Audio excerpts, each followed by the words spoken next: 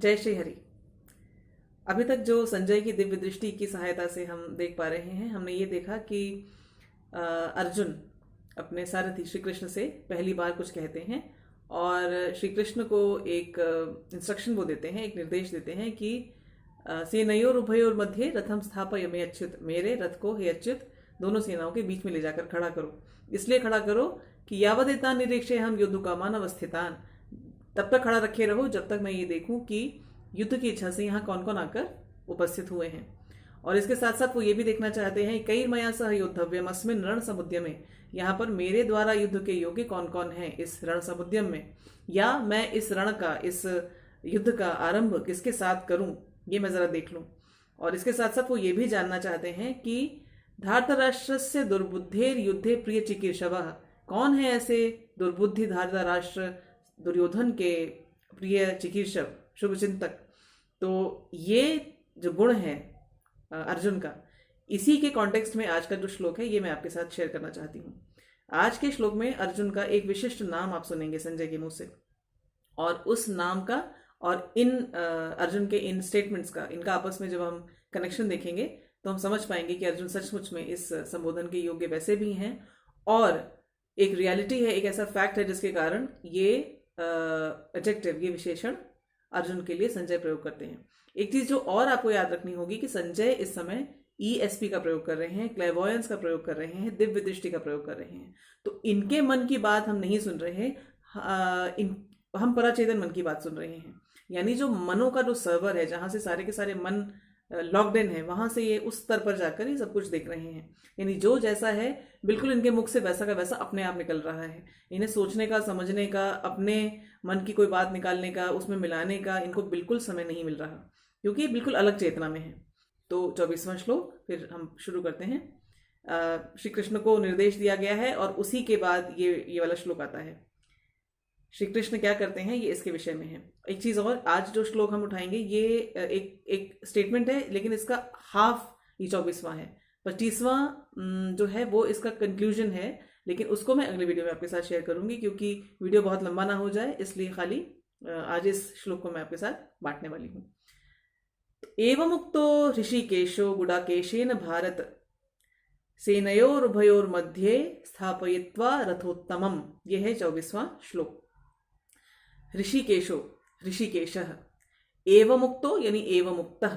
ऋषिकेश कौन है आपको मैंने पहले भी बताया, ऋषिक का ईश, ऋषिक यानी कि सारी की सारी इंद्रियां, जिसका अर्थ है कि इसमें मन भी इंक्लूडेड है, क्योंकि कोई भी इंद्रिय मन के बिना कार्य नहीं कर सकती। ये यदि आप अभी कभी आजमा कर देखें तो आप ये पाएंगे, आपका मन यदि ना लग रहा हो, किसी भी सामने टीवी चल रहा है लेकिन आपका मन नहीं लग रहा, तो आप टीवी में क्या हो रहा है आपको नहीं समझ में आएगा। अच्छे से अच्छा भोजन आपके सामने रखा हो, लेकिन यदि आपका मन अच्छा नहीं है तो भोजन में कोई स्वाद आपको अनुभव नहीं होगा। बहुत आपका मनपसंद संगीत बज रहा है लेकिन आपका मन किसी कारण से खिन्न है, तो आप उसको ना तो उस संगीत को सुन सकेंगे ना उसका आनंद ले सकेंगे, मतलब आपको पता ही नहीं चलेगा कि कौन सा संगीत बज रहा है। तो मन के बिना इंद्रियां बिल्कुल निष्क्रिय हैं। इन सारे के सारे मनों का, यानी सारे जीव जंतुओं के मनों का और उनकी इंद्रियों का जो ईश है वो है ऋषिकेश। ये शब्द प्रयोग करते हैं बार बार संजय श्री कृष्ण के लिए। और धृतराष्ट्र को जैसे एक वो पराचेतन मन के माध्यम से ये एक तरह की चेतावनी जा रही है कि प्लीज ट्राई टू अंडरस्टैंड, ये सामने कौन बैठा हुआ है, अभी भी रोक दो अपने बच्चों को, बहुत जबरदस्त विनाश होने वाला है वहां पर, क्योंकि वहां स्वयं ऋषिकेश बैठा हुआ है। लेकिन वही बात है, धृतराष्ट्र अभी भी कुछ नहीं सुन रहे। तो एवं मुक्ता ऋषिकेशः, इस प्रकार कहे गए, यानी कि पैसिव केस में रखे गए हैं। जब ऐसा कहा गया तो ऋषिकेशो, ऋषिकेश ने क्या किया, गुडाकेशन, और किसके द्वारा कहा गया, गुडाकेशन, एवं मुक्तो गुडाकेशन, यानी कि गुडाकेश के द्वारा इस तरह कहे गए ऋषिकेश। इसके बाद वो कहते हैं भारत, भारत कहते हैं संबोधन वो धृतराष्ट्र के लिए, क्योंकि ये राजा भरत के वंशज हैं। तो भरत वंश के सारे जो वंशज हैं वो सारे के सारे भारत हुए। फिर वो कहते हैं सेनयोर उभयोर मध्य, वही पहले भी यही इंस्ट्रक्शन था अर्जुन का, सेनयोह उभयोह मध्य, सेनयोह यानी दो सेनाओं के, और उभयोह मतलब दोनों। जब सेनयोह कहा गया तो वैसे भी संस्कृत में इसका अर्थ है कि दो, फिर उभयोह मतलब दोनों सेनाओं के, मध्य बीच में, स्थापयित्वा स्थापित करके, रथोत्तमम उत्तम रथ को, रथ नहीं कहा उत्तम रथ कहा, उस रथ की क्वालिटी भी उसी पराचेतन मन की अवस्था में संजय धृतराष्ट्र को बिल्कुल स्पष्ट बताते हैं। तो इस प्रकार कहे गए ऋषिकेश अर्जुन के द्वारा, यानी अर्जुन के द्वारा इस प्रकार कहे गए ऋषिकेश या इस प्रकार से इंस्ट्रक्ट किए गए ऋषिकेश क्या करते हैं, दोनों सेनाओं के बीच में उस उत्तम रथ को स्थापित करके फिर क्या करते हैं, ये हम 25वें श्लोक में यानी कि अगले वीडियो में डिस्कस करेंगे।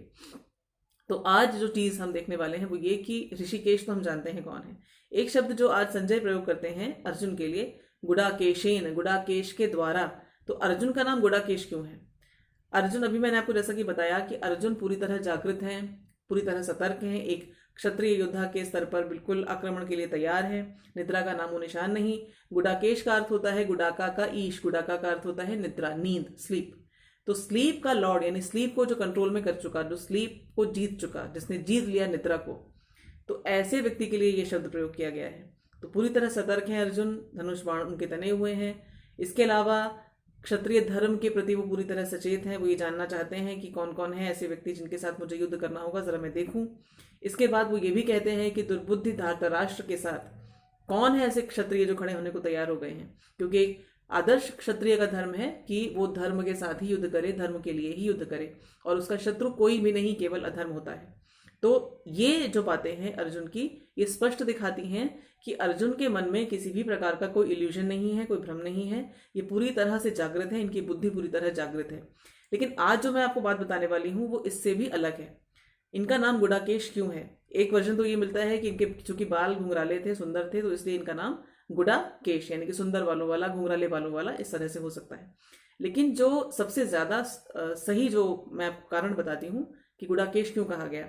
गुडाका का ईश इनको इसलिए कहा गया क्योंकि बचपन में अर्जुन जी ने ये देखा था कि अंधेरे में बिना किसी सहायता के, बिना किसी प्रकाश के, बड़े सरलता के साथ भोजन के ग्रास को उठाकर मुख में डाला जा सकता है, और इसके लिए किसी भी प्रकार की सहायता की आवश्यकता नहीं पड़ती। अभ्यास इतना जबरदस्त है। तो यहां से इनको एक योद्धा के तौर पर यह प्रेरणा मिलती है कि यदि इसी प्रकार का अभ्यास हाथों को करवा दिया जाए तो अंधेरे में बिना किसी प्रकाश के, बिना किसी सहायता के लक्ष्य संधान भी किया जा सकता है। ये संभावना भी है। और इसके बाद ये रातों में भी अपने लक्ष्य संधान का अभ्यास करने लगेगी। इनको निद्रा पर पूरा अधिकार रहेगा, निद्रा इनके नियंत्रण में रहेगी। ऐसा नहीं होगा कि ये युद्ध करते करते थक गए या इनको निद्रा आने लगी। ये तभी सोएंगे जब इनकी इच्छा होगी। तो ये है इस गुडाकेश शब्द के पीछे का रहस्य। और संजय जब इसको आप प्रयोग करते हैं धृतराष्ट्र को इस सारी कथा को बताने के लिए, तो ये एक चेतावनी है फिर से धृतराष्ट्र को। और ये संजय की चेतावनी नहीं है, ये उसी पराचेतन मन की चेतावनी है कि ये जो सामने दो लोग बैठे हुए हैं, एक तो ऋषिकेश है जो गुडाकेश के निर्देश पर उसके रथ को स्थापित कर रहा है, और ऋषिकेश सब कुछ जानता है। तो तुम्हारे मन की कहानी तो उसको पता ही है, तुम्हारे बच्चों के मन की कहानी भी उसको पता है। और इंस्ट्रक्शन इसको जो व्यक्ति दे रहा है वो ऐसा व्यक्ति है जो स्वयं हर प्रकार के मोह से, हर प्रकार के भ्रम से, संशय से, कंफ्यूजन से, निद्रा से पूरी तरह मुक्त है। तो एक चेतावनी, बहुत स्पष्ट चेतावनी। लेकिन वही बात, अर्जुन और श्री कृष्ण की पूरी सत्यता को जानकर भी धृतराष्ट्र के कानों में जूं नहीं रेंगती। और ऐसा ही होता है जब दुर्बुद्धि सवार होती है। विनाश काले विपरीत बुद्धि। आज का वीडियो आपको यही बात बताने के लिए मैंने बनाया है कि इस श्लोक में, क्योंकि और इसको खत्म इसलिए नहीं कर रही हूं कि ज्यादा लंबा ना हो जाए वीडियो। तो गुडाकेश जो शब्द है अर्जुन के लिए प्रयुक्त जो विशेषण है, ये एक इतिहास का भाग है। अच्छा, महाभारत में गुडाकेश अर्जुन है, और रामायण जो दूसरा हमारा ऐतिहासिक महाग्रंथ है, इसको लोग कहते हैं कि वो कल्पना है, एटसेट्रा एटसेट्रा। ये इस तरह की बातों को अलग करके मैं आपको ये बताना चाहती हूँ कि एक और चरित्र ऐसे ही हमको मिलते हैं महाभारत के अतिरिक्त रामायण में, और वो है लक्ष्मण, जिन्होंने निद्रा पर विजय प्राप्त की थी। तो ऐसे पूर्वजों की संतानें हैं हम। निद्रा के आगे बड़े बड़े फेल हो जाते हैं, लेकिन हमारे पूर्वज ऐसे थे जिनके पास ये सिद्धि भी थी कि ये निद्रा पर ही विजय पा लेते थे, और निद्रा इनके नियंत्रण में थी, इनके अधिकार में थी। बड़ा इंटरेस्टिंग है ये फैक्ट, और बड़ा ही मोटिवेटिंग भी है कि हम यदि रेफर करें अपने इतिहास की ओर, तो हमारे पास ऐसे ऐसे ज़बरदस्त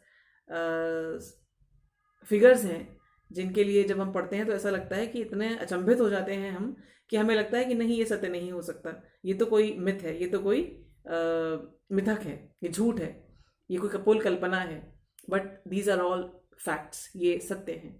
और बस इतना ही बताना था आज आपको। अगले वीडियो में 25वां श्लोक देखेंगे हम लोग, और फिर देखेंगे कि रथम स्थापयित्वा, रथ को स्थापित करके फिर अब क्या होता है।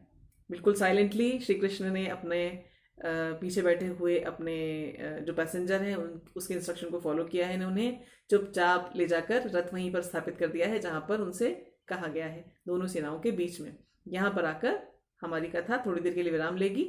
अगले वीडियो में हम इसके आगे की कथा को देखेंगे। जय श्री कृष्ण।